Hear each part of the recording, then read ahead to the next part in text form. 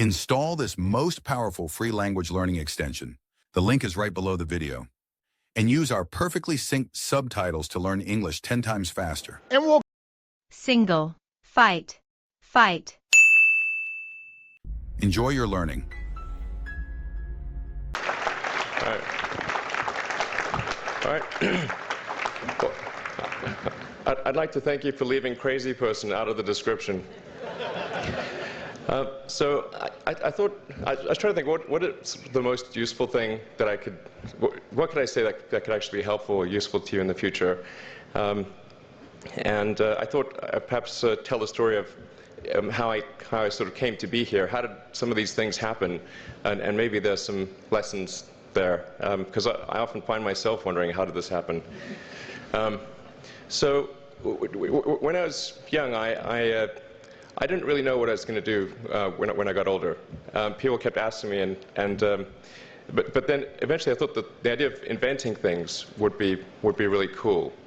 And the reason I thought that was because I read a quote from Arthur C. Clarke, which said that a sufficiently advanced technology is indistinguishable from magic, and that's really true. If you go back, say 300 years, the things that we take for granted today would be you'd be burned at the stake for.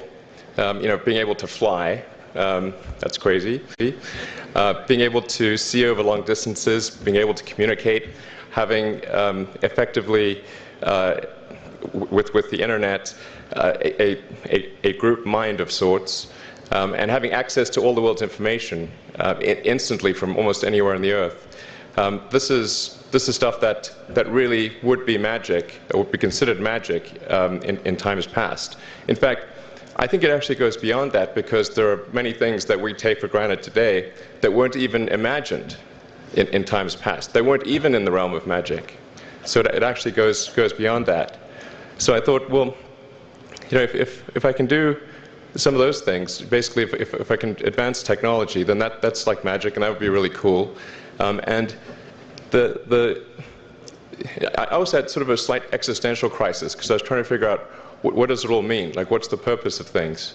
And I came to the conclusion that if we can advance the knowledge of the world, if we can do things that expand the scope and scale of consciousness, then we're better able to ask the right questions and become more enlightened, and that's really the only way forward. So I studied physics and business, because I figured in order to do a lot of these things, you need to know how the universe works, and you need to know how the economy works. And you also need to be able to bring a lot of people together to work with you to create something, because it's very difficult to do something as an individual if it's a significant technology.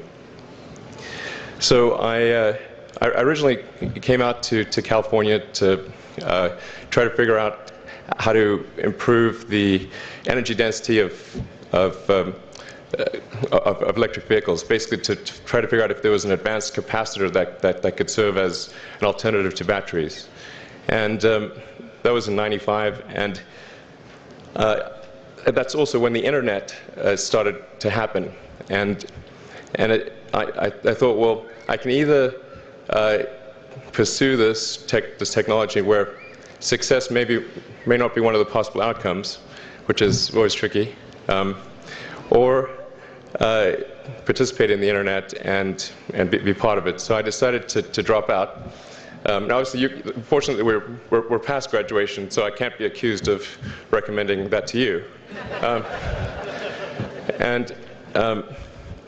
So did some internet stuff. Did a few things here and there. One of which was PayPal. And I think maybe it's helpful to say one of the things that was important there in the creation of PayPal was kind of how it started, because initially the initial thought was with PayPal was to create an agglomeration of financial services, so to have one place where all of your financial services needs would be seamlessly integrated and work smoothly. And then we had like a little feature which was to do email payments. And whenever we'd show the system off to someone, we'd show the hard part, which was the agglomeration of financial services, which was quite difficult to put together. Nobody was interested. Then we'd show people email payments, which was actually quite easy, and everybody was interested. So this is, I think it's important to take feedback from your environment. You want to be as closed loop as possible. So we focused on email payments and really try to make that work, and that's what really got things to take off. But if we hadn't responded to what people said, then we probably would not have been successful. So it's important to look for things like that and focus on them when you see them, and you correct your prior assumptions. And then let's get to work. Going from PayPal, I thought, well, what are some of the other problems that are likely to most affect the future of humanity? It really wasn't from the perspective of what's the rank-ordered best way to make money, which is okay, but it was really what I think is going to most affect the future of humanity. So I think the biggest terrestrial problem we've got is sustainable energy, but the production and consumption of energy in a sustainable manner. If we don't solve that this century, we're in deep trouble. And then the other one being the extension of life beyond Earth to make life multiplanetary. So that's the basis for. The latter is the basis for SpaceX, and the former is the basis for Tesla and Solar City. And when I started SpaceX, initially I thought that, well, there's no way one could possibly start a rocket company. I wasn't that crazy. But then I thought, well, what is a way to increase NASA's budget? That was actually my initial goal. So I thought, well, if we can do a low-cost mission to Mars, something called Mars Oasis, which would land seeds with seeds in dehydrated nutrient gel, and you hydrate them upon landing, and then you'd have this great sort of money shot of green plants on a red background, and the public tends to respond to precedents and superlatives. And this would be the first life on Mars, the furthest that life's ever traveled, as far as we know. And I thought, well, that would get people really excited, and therefore increase NASA's budget. So obviously, the financial outcome from such a mission would probably be zero. So anything better than that was on the upside. So I actually went to Russia 3 times to look at buying a refurbished ICBM. Because that was the best deal. And I can tell you it was very weird going there in late 2001, 2002, going to the Russian rocket forces and saying, I'd like to buy 2 of your biggest rockets, but you can keep the nuke. That's a lot more. That was 10 years ago, I guess, so they thought I was crazy, but I did have money, so that was okay. And after making several trips to Russia, I came to the conclusion that actually my initial impression was wrong about because my initial thought was, well, that there's not enough will to explore and expand beyond Earth and have a Mars base and that kind of thing. But I came to the conclusion that was wrong. In fact, there's plenty of will, particularly in the United States, because the United States is a nation of explorers, of people who came here from other parts of the world. I think the United States is really a distillation of the spirit of human exploration. So, but if people think it's impossible, then, or it's going to completely break the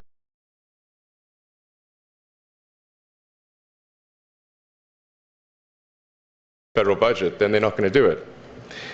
So after my 3rd trip, I said, okay, well, what we really need to do here is try to solve the space transport problem, and started SpaceX. This was against the advice of pretty much everyone I talked to. one friend made me sit down and watch a bunch of videos of rockets blowing up. Let me tell you, he wasn't far wrong.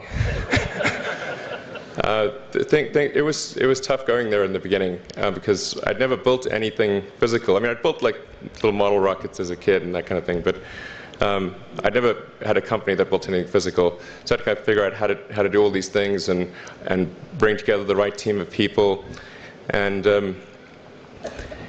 so we did all that and then failed 3 times. It was tough going. Because the thing about a rocket is that the passing grade is 100%. You don't get to actually test the rocket in the real environment that it's going to be in. So I think the best analogy for rocket engineering is like if you want to create a really complicated bit of software, you can't run the software as an integrated whole, and you can't run it on the computer it's intended to run on. But the first time you put it all together and run it on that computer, it must run with no bugs. That's basically the essence of it. So we missed the mark there. The first launch, I was picking up bits of rocket near the launch site. It was a bit sad. But we learned with each successive flight, and were able to, eventually with the 4th flight in 2008, reach orbit. And that was also with the last bit of money that we had. So thank goodness that happened. I think the saying is 4th time's the charm. So we got the Falcon 1 to orbit, and then began to scale that up to the Falcon 9, which is about an order of magnitude more thrust. It's around 1 million pounds of thrust, and we managed to get that to orbit, and then developed a Dragon spacecraft, which recently was able to dock and return to Earth from the space station.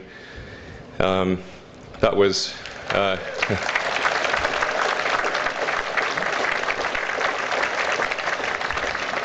thanks. That was a white-knuckled event. Yeah, it's a huge relief. Still can't quite believe it actually happened. But there's a lot more that must happen beyond this in order for humanity to become a spacefaring civilization, ultimately a multi-planet species. And that's something I think it's vitally important, and I hope that some of you will participate in that, either at SpaceX or at other companies, because it's just really one of the most important things for the preservation and extension of consciousness. I mean, it's worth noting, as I'm sure people are aware, the Earth has been around for 4 billion years, and civilization, at least in terms of having writing, has been around for 10,000 years, and that's being generous. It's really somewhat of a tenuous existence that civilization and consciousness, as we know it, has been on Earth, and I think I'm actually fairly optimistic about the future of Earth. So I don't want to sort of people to have the wrong impression that I think we're all about to die. I think things will most likely be okay for a long time on Earth, but not for sure, but most likely. But even if it's sort of 99% likely, a 1% chance is still worth spending a fair bit of effort to ensure that we've backed up the biosphere, planetary redundancy, if you will. And so I think it's really quite important. And in order to do that, there's a breakthrough that needs to occur, which is to create a rapidly and completely reusable transport system to Mars, which is one of those things that's right on the borderline of impossible. But that's sort of the thing that we're going to try to achieve there with SpaceX. And then on the Tesla front, the goal with Tesla was really to try to show that what electric cars can do, because people had the wrong impression. We had to change people's perception of an electric vehicle, because they used to think of it as something that was slow and ugly and had low range, kind of like a golf cart. So that's why we created the Tesla Roadster to show that you can be fast, attractive, and long range. And it's amazing how, even though you can show that something works on paper, and the calculations are very clear, until you actually have the physical object and they can drive it, it doesn't really sink in for people. And so that I think is something worth noting. If you're going to create a company, the first thing you should try to do is create a working prototype. Everything looks great on PowerPoint. you can make anything work on PowerPoint. But if you have an actual demonstration article, even if it's in primitive form, that's much more effective for convincing people. So we made the Tesla Roadster, and now we're coming out with the Model S, which is a four-door sedan. Because after we made the Tesla Roadster, people said, "Oh, sure. We always knew you could make a car like that. It's an expensive car, and it's low volume, and it's small, and all that. But you couldn't make a real car." I'm like, "Okay, fine. We got to make that too." So that's coming out soon, yeah. So that's the I think the where things are, and hopefully there are some lessons to be drawn there. But I think the overarching point I want to make is that you guys are the magicians of the 21st century.